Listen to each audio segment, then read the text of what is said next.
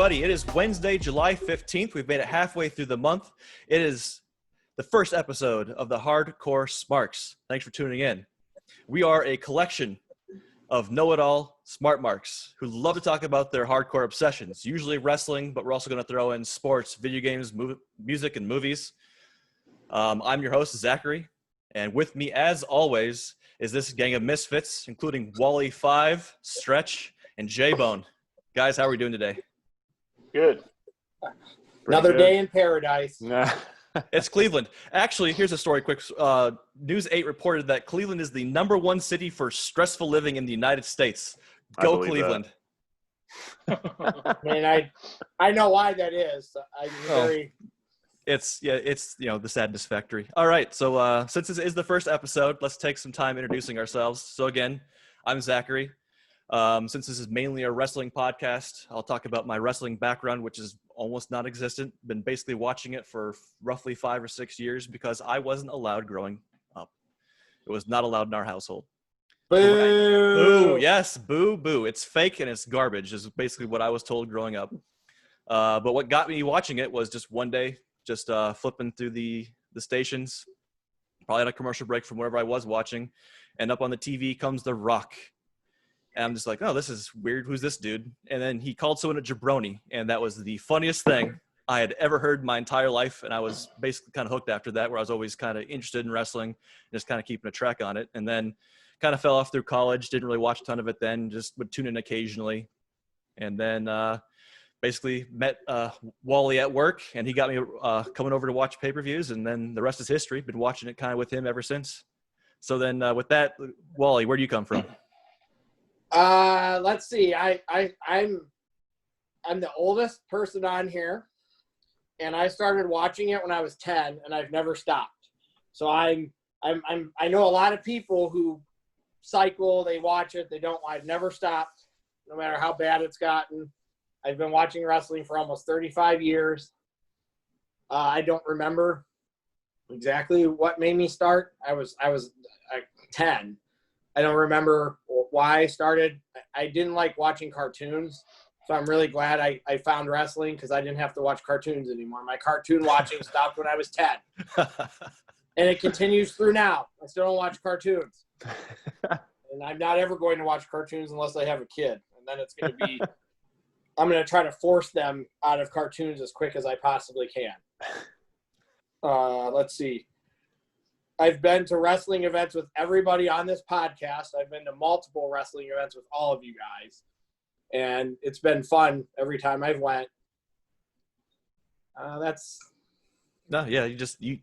are our kind of like the center of the group kind of when it comes to wrestling. So it was probably Hulk Hogan or somebody back then that got me into it, but I was just happy when the Ultimate Warrior came along because I didn't want to cheer for Hogan either.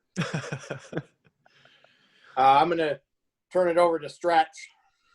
Yeah, so I'm by far the youngest person on this podcast.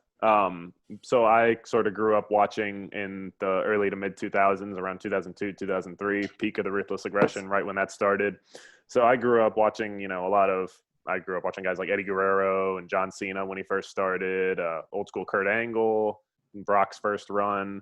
So that was sort of my thing. I watched a lot of SmackDown over Raw more than anything. I don't know why that was. I just liked a lot of the guys. I feel like, cruiserweight division, a lot more like athletic guys on SmackDown versus more so storylines and, big buff dudes, Triple H's reign of terror on Raw. So I grew up watching a lot of that. Sort of watched up until I'd say 2010 to 11 to 12, and then sort of took a little break when, it wasn't cool to watch anymore when I was in college. And so took a little break, probably like 2-3 years, came back into the fold watching things in like 2014, 15, 16, that time. And now I'm back full speed watching, every show, AEW as well. And like Wally had said, I've been to multiple pay-per-views. Me and him had a banner year last year. We went to WrestleMania last year. We went to AEW's All Out. And then I also went to the first episode of AEW Dynamite in DC. So that was – and we went to Full Sail. That's right. We did go to Full Sail for an episode of NXT. I forgot about that. See, we that alone, we went to 4 major shows right there. But yeah, so I just regained my love for wrestling, I guess, within the past 4 years after taking a couple years off. Awesome. J-Bone, where do you come from? What's your history? J-Bone! Save the best for last. You know it. I'd say I started watching wrestling That's debatable. 84, maybe 85. Wow. I still remember the first match I ever watched. It was Jake Roberts versus Ronnie Garvin. I think it was an NWA event, and I just got hooked from that match on. That's 84, 85, same thing. That's around when I start. Neither me or Jay, I think, can exactly pinpoint the moment. I think I started before you, though. He did kind of. I got hooked. Match. You got the toy wrestling ring, all the figures. I had that, and I used to wrestle on my bed with stuffed animals. My dad had a weightlifting belt, and I pretended like that was my heavyweight title. Nice. Definitely did that with my brothers for sure. We definitely did that shit. So Poor stuffed I would animals. say though, probably the early '90s, I stopped watching wrestling for a couple of years, and I met Matt. And after we started hanging out, I used to go over there and watch the pay-per-views with him. And I continued watching wrestling until about 2002. And I kind of got out of it again for a while. And then Matt moved back to Ohio here. And we started hanging out, and he got me back into it again. And I've been watching it ever since. So Matt's been kind of the core to keep me going to watching wrestling. So. We went to Unforgiven pretty soon after I moved back here. We went to Unforgiven when Jericho won the belt. Yeah. So Nice. All right, so let's talk about some of our favorite wrestlers who aren't exactly active anymore. So like I mentioned The Rock. So, I mean, we don't really need to talk about that too much. It's The Rock, the GOAT. Besides that, like I always really enjoyed watching Triple H. I thought he was really good. The Rock is the greatest guy on the mic of all time in wrestling. Like, absolutely. Agreed. It's not even close. No, you're right. I'm not trying to disrespect everybody else, but The Rock is the promo man. He is the man when it comes to the mic. He's also one of my favorites too, Zachary. Yeah. Well, I figured we're gonna have some overlap. We could all just kind of throw in as I go. It's like I said, it's The Rock again. We don't need to spend the whole episode. I'm sure at some point we'll have a Rock episode. Sort of the same with Cena too. We all kind of like him. And, yeah. I mean, that was one guy I grew up. I watched like his evolution. Like I remember one of the first pay-per-views that I ended up watching live was WrestleMania 21 when he beat JBL. So that was like peak of his rise right there. Also, I got to watch Shawn Michaels, like his whole. I got to see young Shawn Michaels and he's my all-time favorite wrestler. Like I don't. Somebody may pass him down the road, but right now he's my guy. Like I am a Shawn Michaels guy. There's not a lot bad to say. Pre-2002, there's some stuff you can say about him, but post-2002, it's really hard to say anything bad about Michaels. He didn't have bad matches with anybody. His second go around, he was like the guy that you're like, we're gonna put this guy with anybody. I mean, I guess with Hogan, I don't know. I was about to say, unless your name's Hulk Hogan. Yeah, unless you're Hulk Hogan. But Hulk Hogan's matches were never memorable for the wrestling. Well, and he was just an asshole. He said, yeah, I'm not going to do a trilogy of matches and I'm going over. So I liked AJ Styles a lot way before he got to WWE. I liked him in TNA. He was basically the reason I watched TNA. So he's another guy who I'm a big AJ guy. Like I got to meet him, got his autograph. Like he's cool. I was kind of enamored. Again, I watched a ton of SmackDown, so I was kind of enamored. For some reason, I liked Paul London and Brian Kendrick as a tag team together a lot. The way they came out with the masks, they did backflips off the turnbuckles together, and just their in-ring style. Like I grew up watching, again, a lot of the cruiserweights, a lot of the smaller guys, did a lot of the flippy shit. So that was like a big tag team in my mind. They had for a while, they had the longest tag title reign on the modern era. It was like almost over a year or something like that, but they were a big fixture. I'll bet I know a guy that J-Bone's going to pick. I would say a guy from the past, like when I first started watching wrestling, Jimmy Superfly Snuka was my favorite. And my favorite guy from a newer age is Rob Van Dam. He was – because you were a big ECW guy, weren't you? Yes. Yeah. He definitely – me and J-Bone actually went to an ECW event together. Yeah, that one in Toledo. That was crazy. Where they fought in the snack bar. That was right before the Dudleys left too. So a lot of "you sold out" chants were going on. Mm-hmm. Oh, they probably ate me and that Jay up. I was not doing the "you sold out" chants at that point. I was kind of okay with them going to WWE because I didn't really. I don't know if me or Jay at that point, I don't remember exactly where, like ECW, I don't think either of us really thought that was going to be something that lasted for a long time. Right. Well, they deserve to be in the spotlight too at a bigger stage, the better wrestling company, Right. They paid their dues. Which WWE used them well for the most part. I mean, obviously their promos and stuff were different, but I mean, other than the stuttering Bubba and Deacon Batista, Reverend Brother Devon. Devon, they used them okay. I wish they would have brought Joel Gertner along, though. Yes, that would have been I wish they would have fantastic. brought Gertner too. They definitely put their fair share of women through tables in WWE, though. Still, I liked Ricky Steamboat a lot when I was little. I liked Steamboat and Ultimate Warrior and Dusty Rhodes. I like Dusty. When I was younger. If you will. And I'll throw Savage in there. Mm-hmm. Savage. Yeah. Savage was underappreciated. I think he was a very underappreciated guy. Mm-hmm. I'm sure we'll talk about finishers more later, but that elbow drop of his is something I can just watch all day long. So Right. Bret Hart. I like Bret Hart. Always liked Bret Hart. It was cool to watch the evolution of Shawn Michaels and Bret Hart. Kind of for me, I kind of watched both of them evolve from tag team wrestlers into main event wrestlers into arguably some of the greatest wrestlers of all time. I kind of got to watch that evolution from start to finish for both of them. I'll throw, since we've all been talking about just male wrestlers, again, Ruthless Aggression, I grew up watching a lot of Trish Stratus and Lita. They had some great matches. I love Lita. Yeah. Mm-hmm. They were the only two good women's wrestlers before the women's evolution. That's true. What about how'd you guys, because you guys are a bit older than me, how'd you guys feel about Chyna?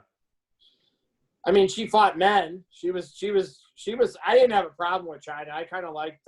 But I liked DX, so I liked Chyna because I liked DX. I liked her pornos. That's to each his own on that one. Me and Jay went to we saw the Good Housekeeping match when Chyna beat Chris Jericho for the Intercontinental belt. We were at pay-per-view. Nice.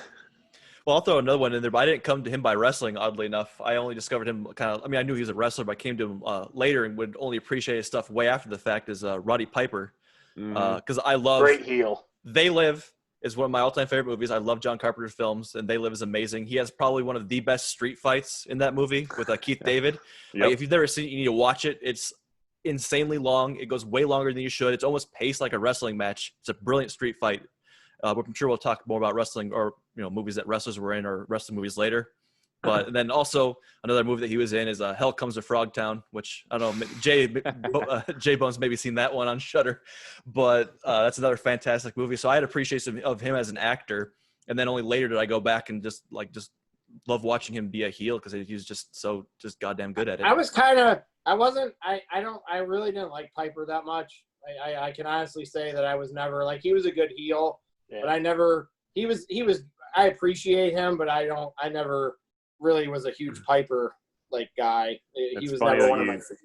It's funny that you bring up him and Keith David because if you ever played Saints Row, the fourth one, they kind of recreated that with him and Keith David. He actually voiced the character. He voiced himself, I think. He voiced himself, as did Keith David. He's President Keith David. Right. But one thing I liked about Piper, just to kind of wrap it up on him, is I liked his style and storytelling in the ring. He really looked like he was getting beat up, and he just always was so good at being exhausted and just in pain. I really got a kick out of that. Plus, Piper's Pit was one of the first segments they had in wrestling too, where they. That's true.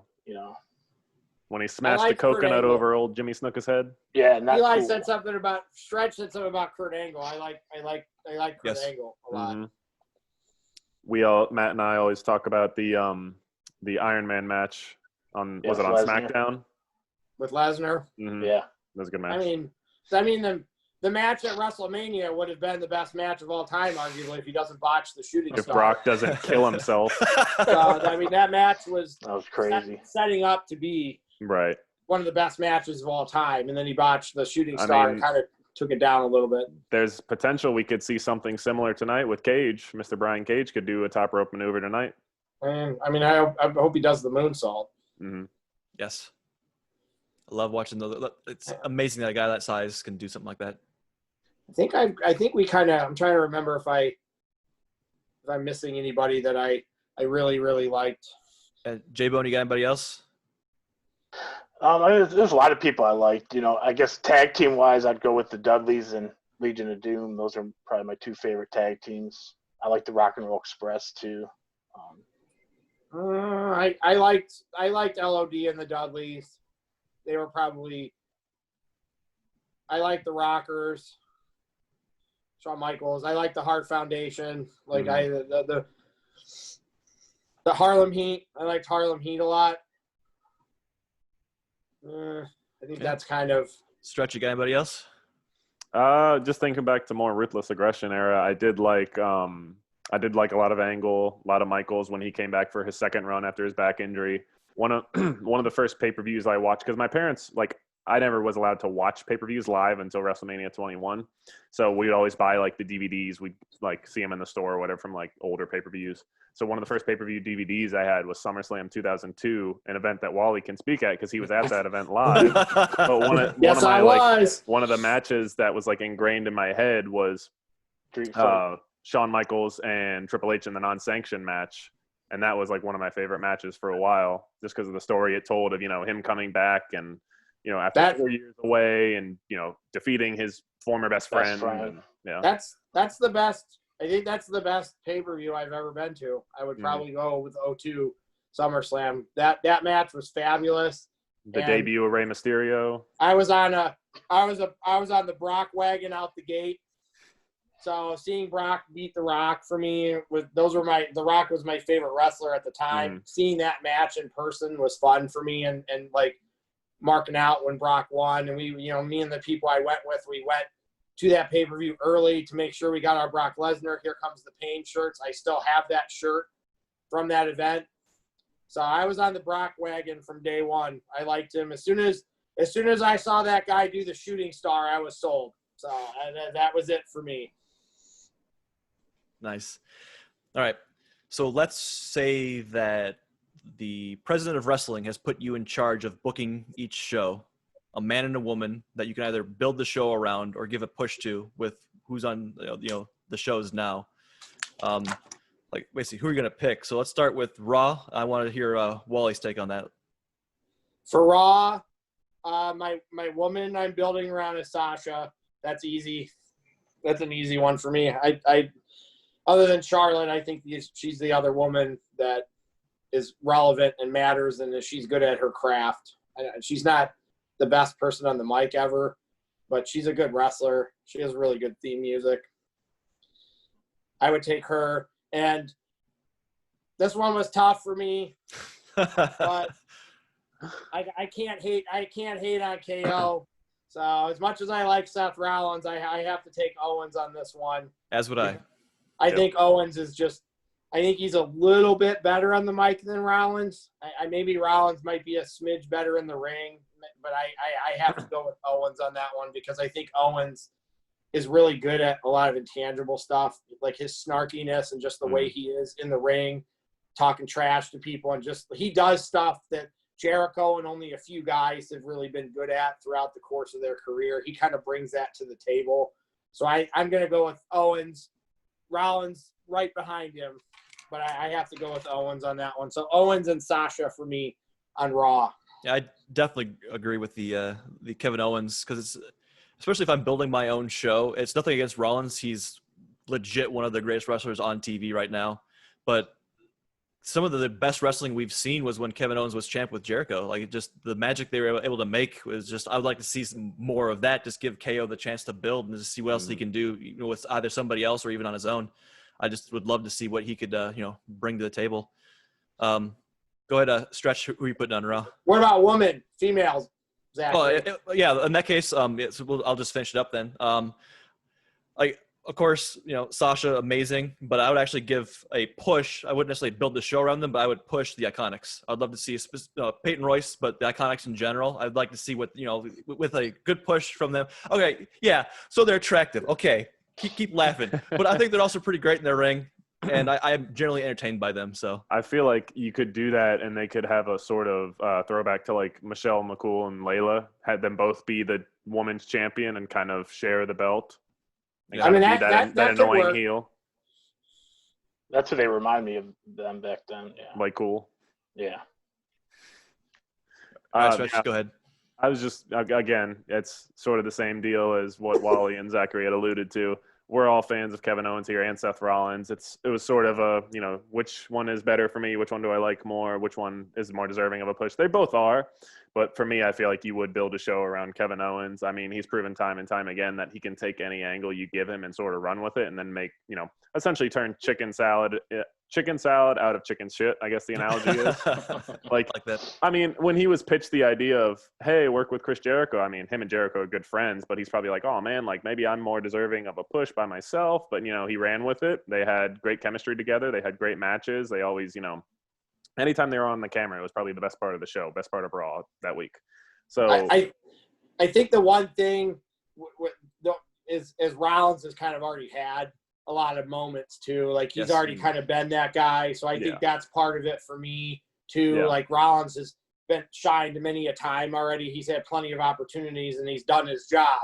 Right. I think Owens deserves more shots. So I think it comes down to that too. It's long been stated that Rollins is Triple H's favorite wrestler in all of WWE. So, and that's shown. I mean, he had the handpick spot with the Authority. He had the WrestleMania program with Triple H. Triple H helped him win the Universal title.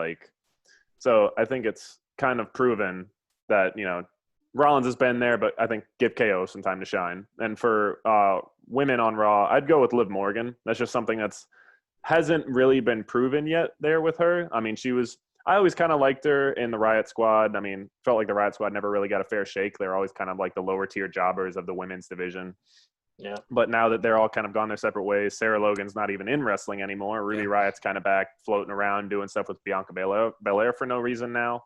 I feel like Liv Morgan deserves a shot, and I feel like there's potential there with her. All right, J-Bone. Okay. What do you got? That's a no-brainer for me. The Big Show. He is back. He's back on Raw now.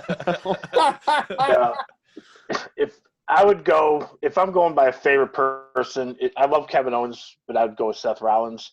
But the way Matt said, who I feel deserves a better push, it would be Owens. So I mean, I'd probably go with Rollins, but Owens does deserve a push. Rollins has been there a lot more than Owens has, so I would go with Rollins, but I could totally see the case for Kevin Owens because I do like him a lot. He's right below Rollins. So, as for the women's, I would go with Sasha. I know she's won the belt a couple times, but it's been for a total of a week. Yeah, really though, honestly. Yeah, so I would go with Sasha. Yeah, fair enough. Let's switch over to SmackDown. I'll start this one off. So I'm going to go with what might be definitely my top three wrestlers of all time, Nakamura. I would give him the absolute push. English, no English. Give him, someone who can speak for him or not. I mean, I've actually heard him in interviews. His English is actually pretty decent.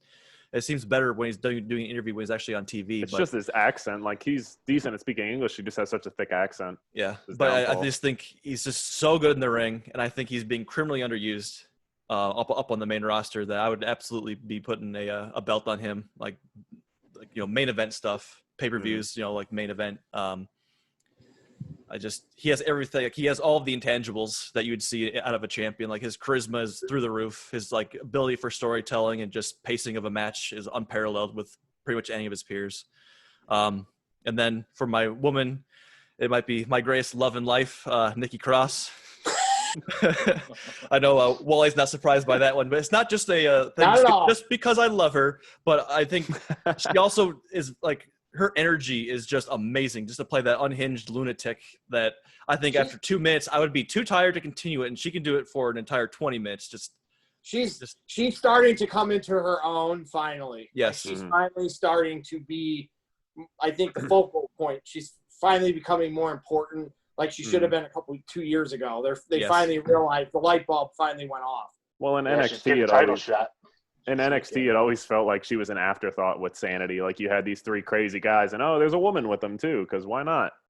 I like Sanity, but it was more because of Nikki. I thought that she was what elevated them above just like, oh yeah, crazy guys, we've seen this before. That was the only reason I like Sanity. And then they brought them up to SmackDown without her and kind of didn't use ruined them it. at all, basically. Yeah. Disappeared them. Smart. Yeah. So yeah, I would basically be righting some wrongs, especially on SmackDown, to just give attention to some people here that would definitely they would elevate the show and the people around them. Right. Let's pass over to J-Bone. Who do you got for SmackDown? I also went with Nakamura. I feel like he needs a push. I don't think they've used him correctly, and I think they could do a lot better with him. And I went with Alexa Bliss for my women's. I feel like after she had that stint with the concussions and that, they paired her with Nikki Cross, but as a singles wrestler, she really hasn't had a good opportunity. So I would go with Alexa Bliss. Yeah, she ran the roost in the women's division for a good 8-9 months, but that was about it. Yeah. Let me go, Zach, because mine's the same as Jay's. So all right, go ahead. Out of the way. Yep, throw it in there. Although, if AJ was 5 years younger, I would probably be going with AJ on this one. But I'm going to go with Nakamura too. He is criminally underused. WWE doesn't have a clue what they're doing with him. They have one of the 5 best wrestlers in the world, and they have no idea how to use him. They have no clue. Let's turn him heel after WrestleMania and ruin that. And ruin the best theme music ever. Yes. Yeah, and he does have some of the best theme music ever, and he has his entrances are fabulous. Absolutely. And the crowd into his entrance, even though they've kind of changed his music, you can still hear people singing his music, even though they're wasting him. He's a guy that they completely missed an opportunity with. I don't know if they're ever going to right that wrong. They probably won't. Too late. We all would. Yes. Oh, yeah. And Alexa's she's the best. Charlotte and Alexa are the 2 best women WWE has on the mic. So Charlotte when she's a heel might be the best, but Alexa is really, really good on the mic, and I think they forgot how good she is on the mic, and they need to be like, all right, they put her in a tag team to protect her with Nikki probably. I don't know if they want Alexa in singles matches for singles belt. I don't know if they trust that situation, so I think they put her with Nikki as a safety precaution. But we've seen a little bit of the mic stuff with her, but she had some really, really good promos when she was the champion. Like, she's had some really memorable promos, and it's like they forgot. Oh, look, we have Alexa. She's good on the microphone. Why aren't we using her on the microphone more? But no, I'd rather see Naomi and Lacey Evans in a karaoke contest. So, I mean, that's definitely way more appealing than somebody who's actually good on the microphone. Well, it's actually unfortunate, too. I mean, don't get me wrong. I love Bliss and Cross as a tag team. They're great together. But it's just the folly of WWE and women's tag team wrestling. Like, they brought in these women's tag team championships, which I'm all for, and it's great and everything. They deserve it.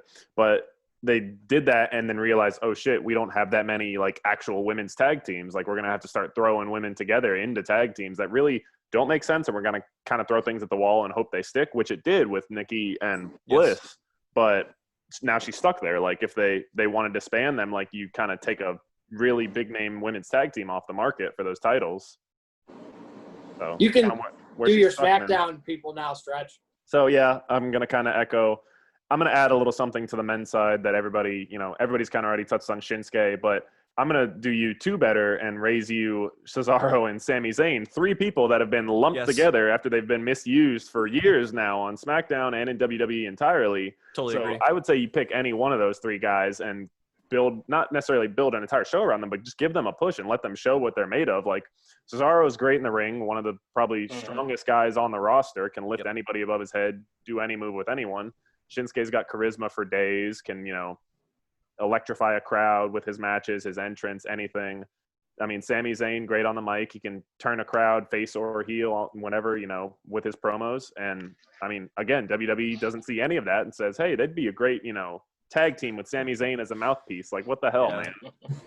So just take any one of your pick on those 3. And for my women, I would say, as far as, like, building a show, I'm going to go out of left field, and I'll go Sonya Deville.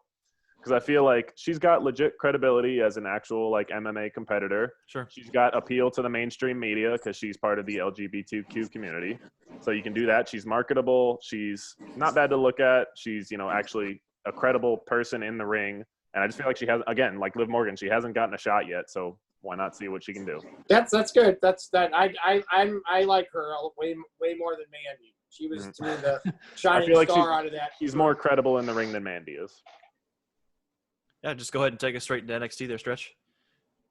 So for my NXT, I was stuck between two guys that I'm very, very fond of, and then I would, give the world to if I ran NXT, honestly. So my first one that I've been a fan of for a pretty decent time since he came to WWE and when they launched NXT UK, and that's Pete Dunne. I would build a brand around him instantly because he's just, he kind of played the face role or like the, I have to be a face when he was on a tag team with Matt Riddle, and I enjoyed that. It was comedy gold, but I really enjoy him as a heel, like this, like just arrogant, like I'm better than you, like I'm gonna stomp your face in and just like kick the crap out of you type heel. So I build around him, and then my other one was Dexter Lumis. So we haven't really seen a lot of him, but I think a lot of us, all four of us, have taken a liking to him. Definitely. I followed him a little bit when he was Sam Shaw on Impact. I wouldn't go that far with me. I followed him a little bit when he was Sam Shaw on Impact. Wasn't really anything special there. And then he came to NXT in the breakout tournament, and I was like, holy shit, like this guy looks so different. Like he bulked up, got new tattoos, got this new look, this weird gimmick. Like, but it's doing it for me. Like I would actually give him a major push. And as far, hey, I'm with you on that one, Stretch. I got I'm you back on that I'm one. gonna say no. I'm gonna say no on that one. I don't think that there's.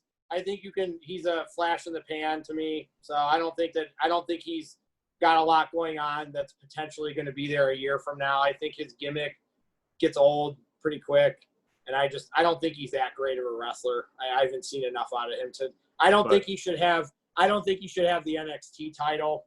I think I would rather anybody have it than Fat Ass right now. But I don't know how much better it'd be if he had it for me.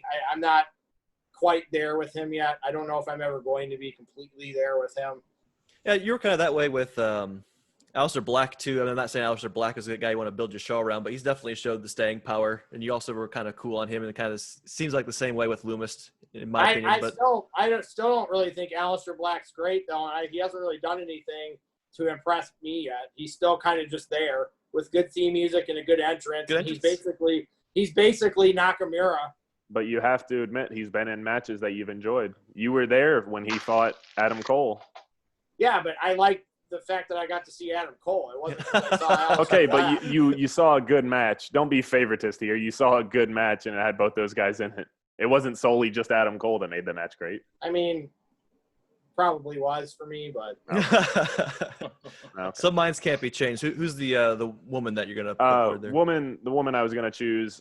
She's had her sort of time in the spotlight before with NXT, but I feel like it was cut short a bit, and that's Rhea Ripley. I feel like I would, she's young, up and coming. She's got a great entrance, great look, great finisher. So just give her a run with it. She's overrated too. No pleasing you today. Yeah, man, we got some dissension among the ranks here. All right, just tell me like it is. So. J-Bone, what do you got for us? You done drinking your haterade, Matt? Oh. I'm not gonna cater to you guys. You're gonna get my opinion. So I agree with Stretch with Rhea Ripley. I like her gimmick. I think she's a good wrestler. Everything. So I agree with him there. And then, like I said, I'm not real familiar with NXT yet, so I'm going with the safe bet in Johnny Gargano. Good choice. My favorite definitely. wrestler in NXT.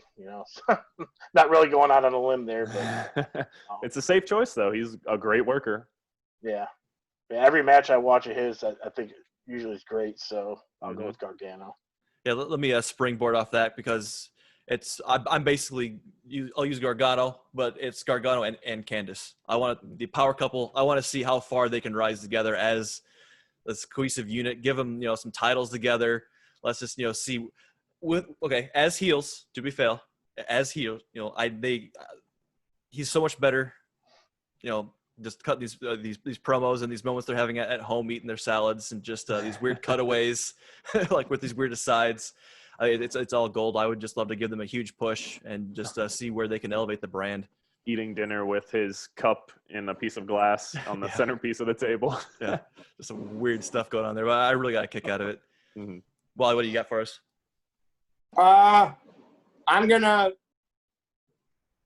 We're gonna for the women's division. I'm gonna take Shayna back down to NXT, put her where she belongs, and let her dominate down there like she did. I don't know why they moved her up. They should have just kept her down. So that's my problem with the women's division right now. Is if you're not going to use Shayna on the main roster, you might as well keep her in NXT where she was really good and she was really strong. I mean, her and Asuka are the two best things that happened to that division, probably realistically. They're the two people that dominated that division for periods of time. I do like Io Shirai a lot. I think she's a better version of Asuka, to me at least. Yeah, but I would take Shayna. I would take Shayna back down to NXT. And I feel like Io is Asuka with less submission and more high flying. And much better theme music too. You guys know who I'm taking for the guy. Come on. He's the second or third best wrestler in the world, in my opinion, right now. So I'm taking Adam Cole. So that guy, they can continue to keep him in NXT forever, and I'll be happy because I want to see him every week and I want to see him used right. So it's hard for me to pick against him right now. I just think he's if anything, NXT has taken him from being really good to one of the best wrestlers in the world. That's what NXT has taken him. They've taken him from being in the 5 to 10 area or 10 to 15 to being in the top 5. We're in that weird gray area now too, where he's lost the title. We don't really know what they have left for him, let alone him, but the whole Undisputed era in NXT now. So, like you were saying, we want to see him used properly. So we're hoping he stays in NXT, but don't know what that holds in the future, and that's scary because he's great, and we don't want him wasted. Yep. So before we go to AEW, each person can. It's okay if everybody picks one WWE tag team. It can be from whatever show. It doesn't have to. We're not show limiting this. If you can pick one tag team from WWE, I'll start. I'm taking Fish and O'Reilly. I'm taking the Undisputed Era. They're my favorite tag team in all of WWE. I don't like the New Day. I'm tired of the Usos. I like the Street Profits a little bit, but I think Dawkins has a shelf life. The Viking Raiders suck, in my opinion. So I'm going with the Undisputed Era on that one. What about you, Jay? Heavy Machinery. Gotta love that Otis. You know where that's going, so I know you're not serious about that. He wants to see them with the Big Show. Yeah. The best three-man team ever. Yes. That's J Bone's dream faction, Heavy Machinery and the Big Show. Jay would have the shirt as soon as it comes out. He would be asking me to buy it for him. Exactly. Love it. I would probably go with the Usos. I've always kind of liked the Usos. I know they've changed gimmicks a little bit, but I always thought they were a pretty solid tag team. So I would go with the Usos. They are. I'm just tired of them. Glad they've done away with the face paint, though. Yes. Yeah. I'm going to go Street Profits. They're so entertaining. I do agree there's some limited shelf life there, but I would still like to give them a push and just basically, see if they can make it. Maybe they can't hack it. Fine, fair enough. You're done. But let's give them a legit shot to be something great, and then play it from there. They're kind of getting that shot now. I just don't know how long it's going to continue before they are like, we have to turn Montez into a singles wrestler. Yeah. So along the same veins as Zach, I was thinking Street Profits. I was thinking about Miz and Morrison, but they would have to be like probably 8 or 9 years younger each for me because they're getting up there in age, and you wouldn't necessarily build an entire tag division around them. But their charisma and just ability to cut a heel promo and just get under an opponent's skin or just again, leaning back to turn chicken shit into chicken salad. They kind of just take whatever they're given and run with it. So if they were a bit younger, I would say them. But again, I'll go with the Street Profits. It's sort of like their litmus test on the main roster right now, and I'm hoping they stick it out for the long term. Fair enough. All right, Jay, let's switch brands here. Let's go AEW. Lead us off. All right, I'll go with Orange Cassidy. Yeah, there you go. Freshly squeezed. You know it. So, like I said, we were talking earlier. We're disappointed that Jericho didn't, let Cassidy win. I think he really needed to. But, I just love his gimmick. He's hilarious, so I would definitely push him. And Britt Baker for women's, she's obviously, I think, the best female they have on the show. She's hilarious. She's good on the mic. Hopefully she returns soon so she can wrestle again. So But they're smart. They're smart for keeping her on TV even when she's injured right now. Definitely. Yeah. What about your tag team, J-Bone? There's a few, but I'd go with the Lucha Brothers. I really like them a lot. I like the Young Bucks too, but just a little bit more. I like the Lucha Brothers. All right, Stretch. AEW, they have quite a few guys who are at that like 27, 28 or younger range who you could pick and say, this is, I see this guy's got potential. I want to build a brand around him. But I think I'm going to go Darby Allin for this one. He's up there. He's 27. He's not the youngest of the young, but he's got that, instantly identifiable look. He's got the great finisher, the, death-defying. He's not just known as like a guy that takes a bunch of risks. He can actually put on a decent match. Wally can attest to this. We were talking about it earlier before you got on. It's been a little over a year or so since I think Darby made his debut, and his first match was against Cody it was like Fight for the Fallen or Fyter Fest or one of those pay-per-views. But Wally and I were talking about it over the phone, and we were like, yeah, Cody's got a match. Who's he fighting? Darby something? That match isn't going to be good. And then the next day we're like, holy shit, this guy's awesome. Like, we need to get behind this guy. So I would pick him to build an AEW show around. And for the women, I'll just echo what J-Bone said. Britt Baker, you can't really beat it. I mean, as turbulent as the AEW women's division has been with sort of like, I don't discredit Kenny Omega because I feel like he knows what he's doing, but we need some more regularity in there. And I feel like Britt Baker has proven that she's the hottest thing that they have for the women. Tag team? That's a tough one for me. AEW has so many good ones, but I'll take the easy way. I'll go the Young Bucks. I mean, most marketable, best entrance, best finisher, best in the ring, best promo. So they literally print money, let alone shoot it during their entrance. They literally print money. This is true. Mine's basically almost the same, blow for blow with J-Bone. It's Orange Cassidy. It's Britt Baker. I mean, they both. I mean, let's be real with the women's division. Let's, as Stretch said, very turbulent in a lot of ways. Britt is also kind of the only choice that's like truly marketable. Someone you can truly push and build a show around. And it's not saying that some of these other women couldn't get to that point, but they're so far from it that right now I couldn't even see the vision to get them there. All four of us picked her for a reason. Or I'm going to pick her too. We're all picking her for a reason. I figured that. And then keep in mind too that the AEW women's title, isn't it the title that's changed hands the most in AEW? Tag titles have only changed once, world title once, and Cody hasn't lost it yet. So yeah. AEW, the women have had 3 different champions already. She's going to win when she's ready. She's going to win. Like they're going to put the belt on her when she's ready. Like, if it's not all out, it's whatever after that. She's going to have the belt when she's ready to go 100%. They're not going to wait very long before putting the belt on her. Right.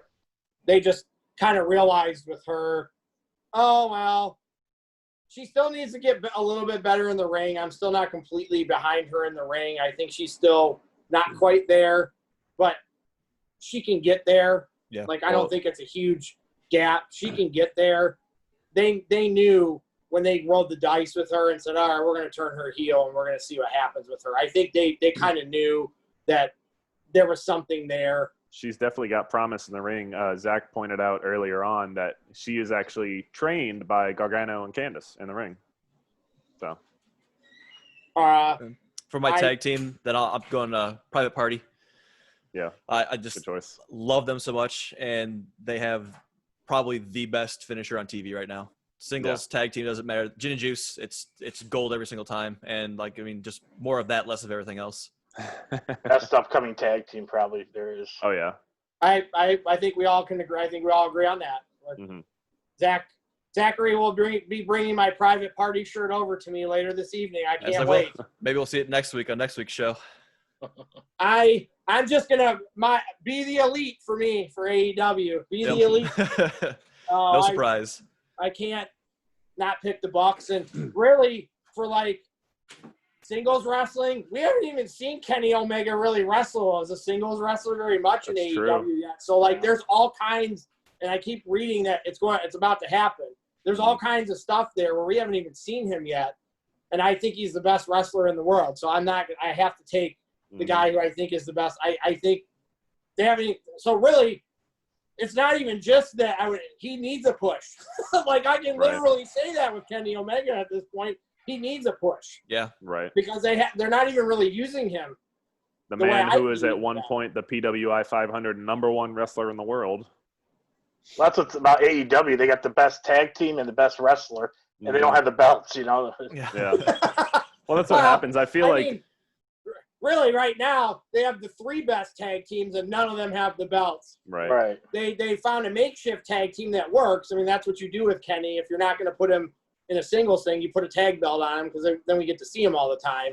But they have the 3 best. And I think the only thing that separates – and I'm not a big Lucha Brothers guy, but as far as, like, putting them head-to-head with the Bucks, I think the only thing – and they do the Sierra Miedo thing, but they can't really talk in the mic other than that. Right. They can't do much. So that's where the separation is right there, and it's minuscule because I think those two are the 2 best tag teams in the world. Unfortunately, I have to put the Revival 3rd right now.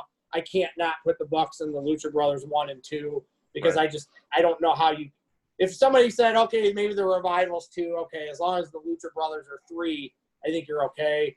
But that's the difference between the Bucks and the Lucha Brothers.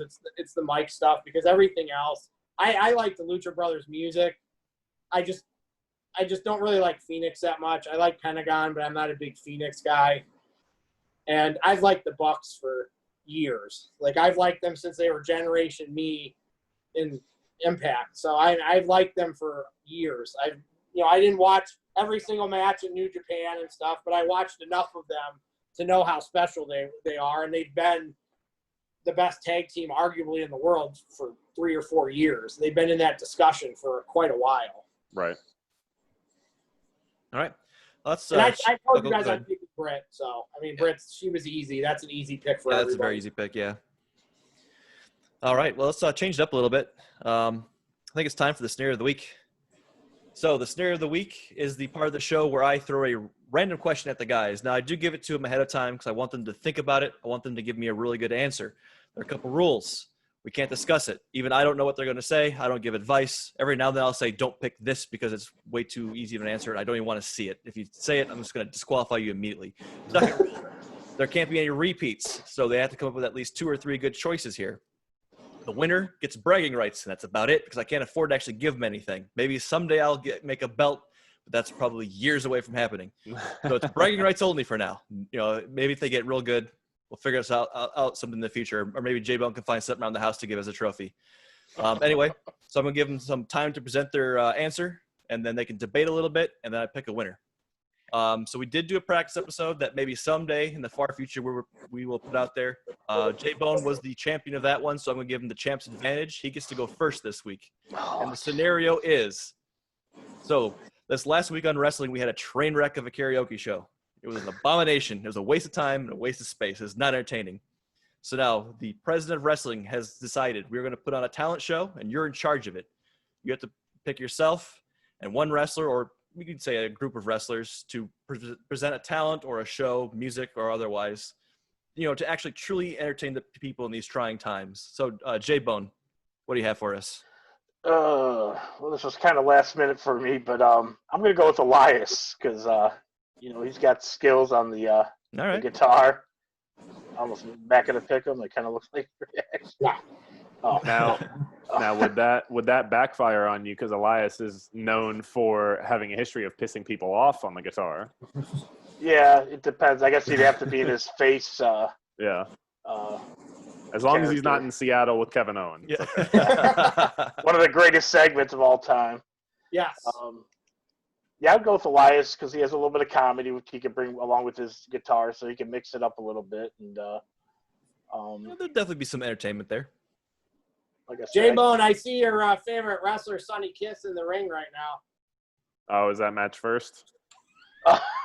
Yeah, I forgot to say him. I was going to say him when we did our They did That's my a big favorite wrestler. cheerleading. They did a big cheerleading thing when he came out on the ramp.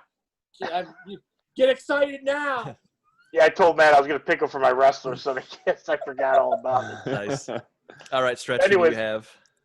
So I tossed a couple of names back and forth in my head, and I actually kind of knew this beforehand, like when they did the karaoke thing, and I'm wondering why she didn't do it. It's not going to be my pick, but Lacey Evans is actually like really, really secretly good at yodeling, so I don't know why they wouldn't have I her. came across that in my research. So I is don't know. Cesaro.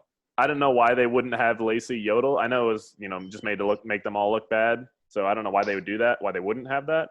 But I don't know. This might be the easy pick, but I'm going to go with the Bo Jackson, the Bo Nose of wrestling, and that's Mr. Perfect.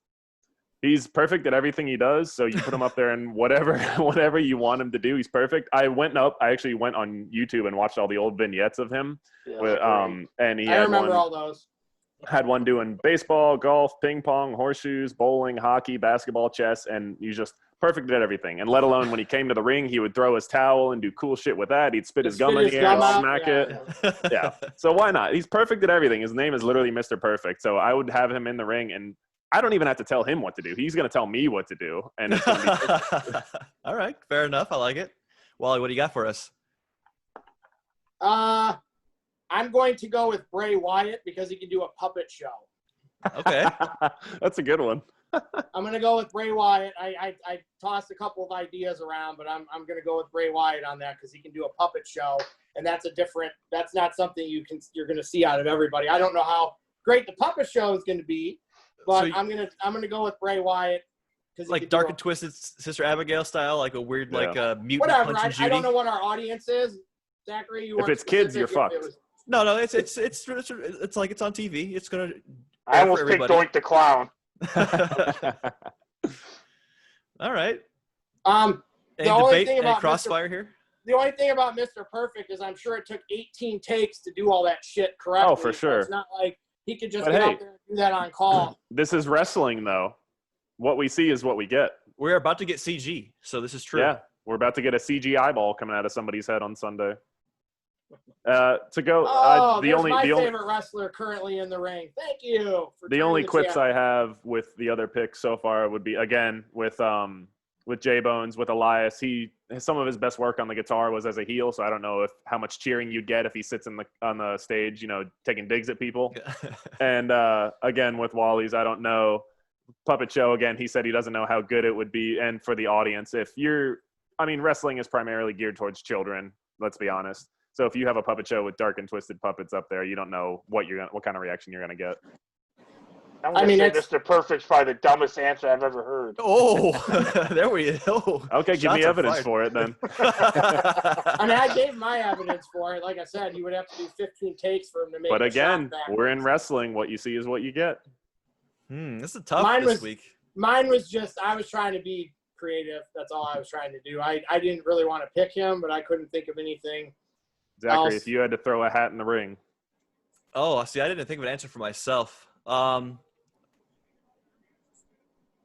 Finn Balor does love Legos. He's a Lego master. I came across that in my research. Yep, and I would love to come out with a big thing and then have it smashed and destroyed. Would be pretty entertaining. Mm-hmm. Just so you guys know, my wife said that she said I should have picked Breezango because they could have came out and did a strip show. I think that, you know what? Your wife gets the championship this week. Somehow, out of nowhere. She's not even on the show. She wins. So, for first the Magic show Mike wins. answer. Wally's wife. I should have picked that instead of Bray Wyatt. Yeah, I guess so. Who would have thought? So, next week, Champion's Advantage goes to Wally's wife somehow. It's out of nowhere. We get some kind of weird, crazy something happened there. And she threw that at me right after I asked. It's not even like she had to think about it. I have to pick the best answer. I have to. Those are the rules, and that was the best answer. That was she said it to me 5 seconds after I asked her. It's not even I sat there and thought about Bray Wyatt. She was immediately oh, this is what I would do. I like it, and again, I have to pick the best answer. And even though she's technically not even, in the running here, she wins. So it's Wally's wife wins. Oh, I'm exhausted now. I did not see that coming. That was a twist. It's on a dime. whiplash from that. M. Night Shyamalan directed this podcast. No, he never saw that one coming. You kidding me? So we're gonna move it over now. Let's our final segment. Normally, we're going to be doing a review every week of what we're going to call the Wednesday Night War wrap-up, where we talk about last week's show, who takes it down, NXT or AEW. But we need to get a base established first. So today's going to be basically the state of the Wednesday War. We're going to talk about basically where the shows are, why one's better than the other. Let's be real, AEW is the better show. But we're going to break it down now. And I want Wally to kind of lead us off on this one. Well, just so you know, Zachary, I feel like I don't even have to see it to know that you called it. Guess who's still in the ring talking 10 or 5 minutes later? So he's cutting the exact promo you probably said he was going to cut. Yeah. I feel like I don't even have to go back and watch it. No, we don't. Here comes Dominic Dijakovic. Great. All right, Wally, I need you to focus. Here we go. NXT is at a crossroads right now. I feel like they've been the best wrestling show in the last 4 or 5 years. Consistently, they've been the best show. 100% agree. Week in, week out, pay-per-views. They've always been able to replenish and replace. I'm a little bit worried about the replace part. Maybe not the replenish, but I'm worried about the replace part because of who they decided to replace Adam Cole with. I don't think he's the answer. I really don't. Maybe I'll be proved wrong. Unless that guy learns how to talk on the mic and cut a good promo all of a sudden and gets charisma overnight, it's not going to happen.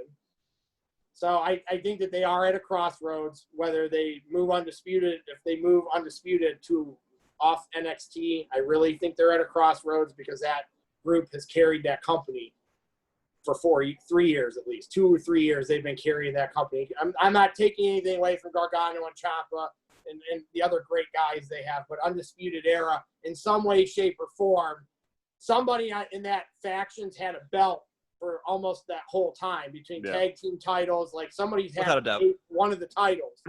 So that's a big thing to say, okay, we're done with you guys. We're going to move you. I don't know if that's going to happen. I feel like it's coming because I don't know what else you can do with a faction that's ran that federation for 2 years or whatever. So I think they're at a crossroads. I think their women's division is good. I don't think it's as good as it was 6 months ago.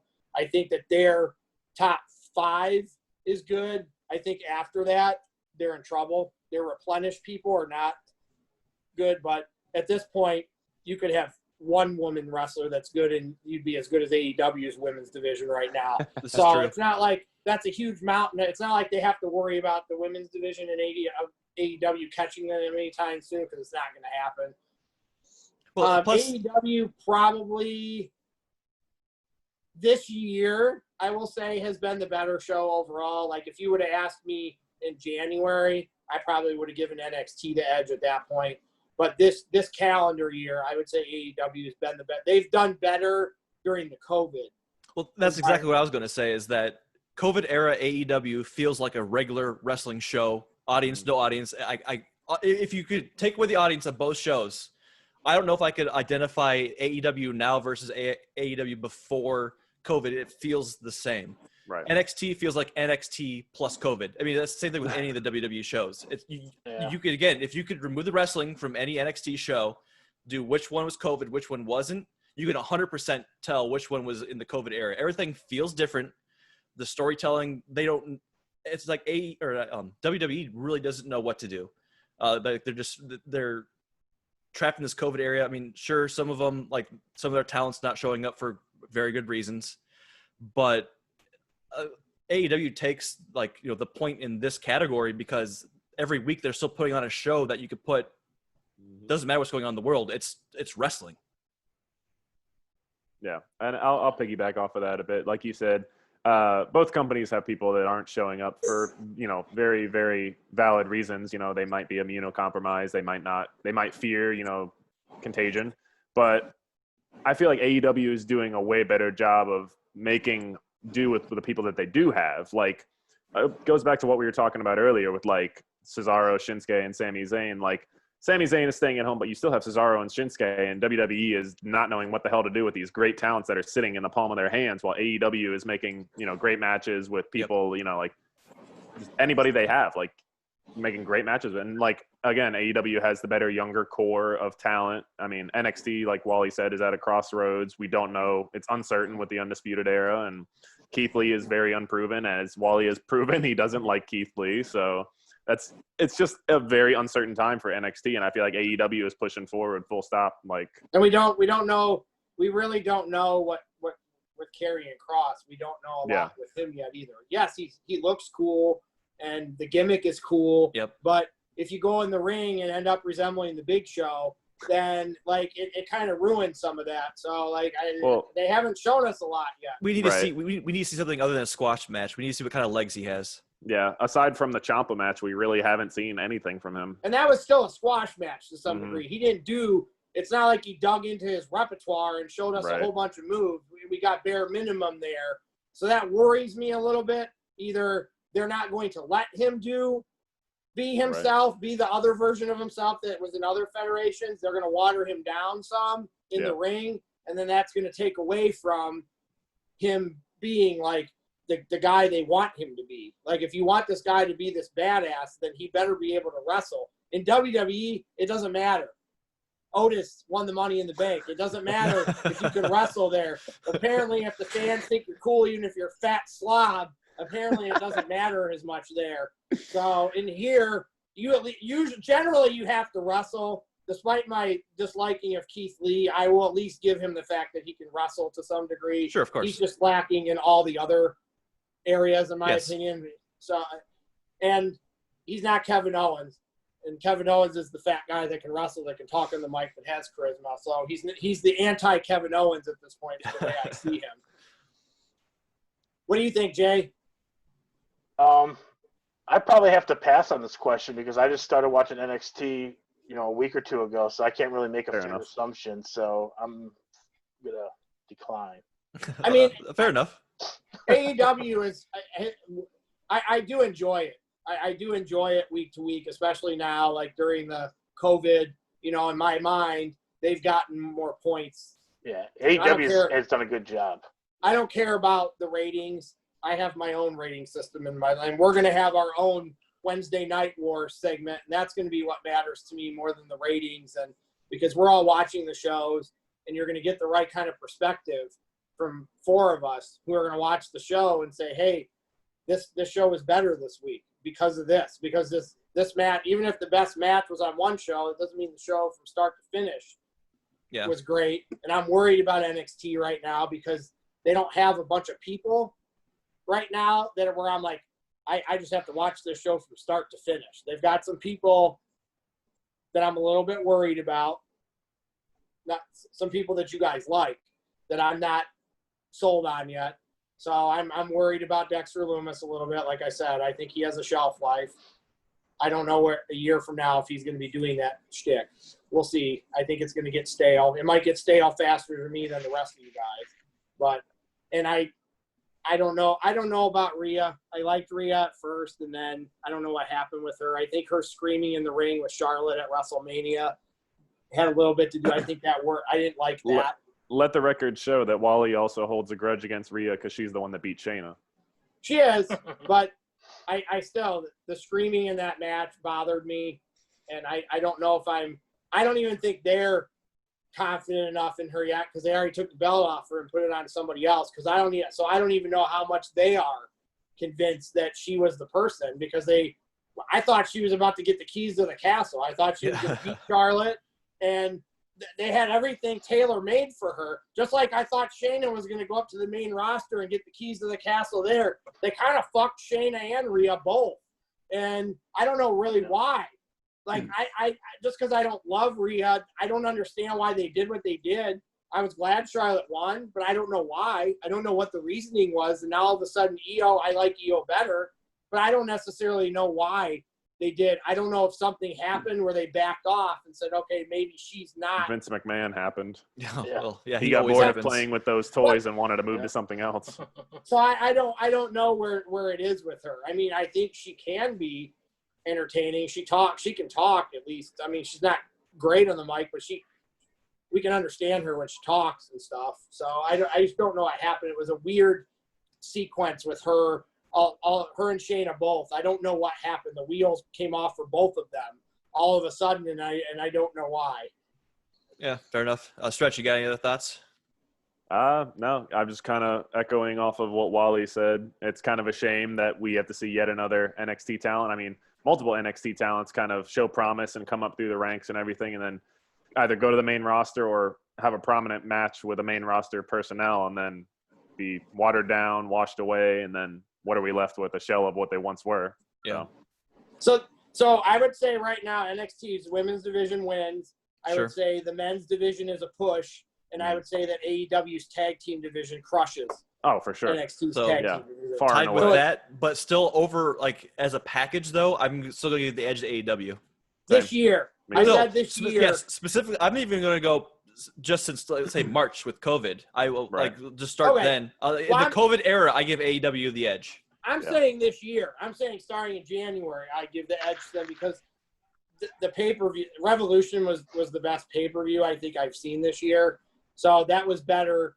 Both of their events they've had, AEW, I think were better than the pay-per-views I've seen, even in NXT. So I think I give them the edge this year. But I do think that when in October, when it started, the head-to-head stuff, I would give the last 2 months of last year to NXT. I think it was better at the end of last year. But I would say AEW has been the better this year for me. I'm not just COVID. I'm saying this year. I give them the edge this year. And I really think that they're in a place where they can gain some ground. But Vince puts Sasha and Bailey, he takes, main roster people and puts them on NXT every week because he clearly is worried about the ratings, and that matters, even though they try to act like it doesn't. I think it must. For Vince to say, hey, Triple H, I'm going to make some more calls in this. I'm going to, take a little bit more control, which bad idea. Yeah. Terrible idea. Because the best wrestling's been in NXT for the last 4 or 5 years, so that's been Triple H doing that, not Vince McMahon. But what do we know? All right, Wally, how about you? Or not Wally, Stretch. Sorry, I was looking at Wally when I was talking. Stretch, who do you have on the or given the at least the start of the war here, as we're going to call it? The start of the war. Who's ahead? It's got to be AEW. Like y'all have said before, they just put on consistently the better product over the course of this calendar year, and they have a better young core. They have a better team behind everything, behind the scenes. They don't have a maniacal 75-year-old billionaire, pulling the strings and getting bored with somebody after 2 weeks and stopping a push. That's some good shit. Yeah, it's been great. Yeah, so I just feel like they have a better team behind the scenes too. Like the fact that, don't get me wrong, Triple H is, golden and a great asset for WWE, but if he gets overruled by Vince at every turn, what's the point of having him there? I mean, in AEW, you have the Bucks, Kenny, and Cody are all executive VPs or whatever their title is, but they all oversee it. And from a wrestler's perspective, like a wrestling purist perspective, they are going to put the better show on, in my mind. Like, they're not going to book, Vince books himself in an angle with somebody. Like, the fact that the Bucks haven't won the tag titles yet, Cody hasn't won a world title yet, Kenny hasn't won a world title yet, should show that they have, the art of wrestling in mind rather than, hey, let's book ourselves to win all the titles. And that'll put on a better show in the long run. Last week at the end of that NXT show, that was Vince. That was Vince making that call. Like, I think if Triple H is still in charge, that match is Cole versus Finn. I can't see any way that Triple H doesn't make that call in that sense, because why would you not want to have the two longest reigning NXT champions, the two guys that have carried that company the most, and they've never fought each other?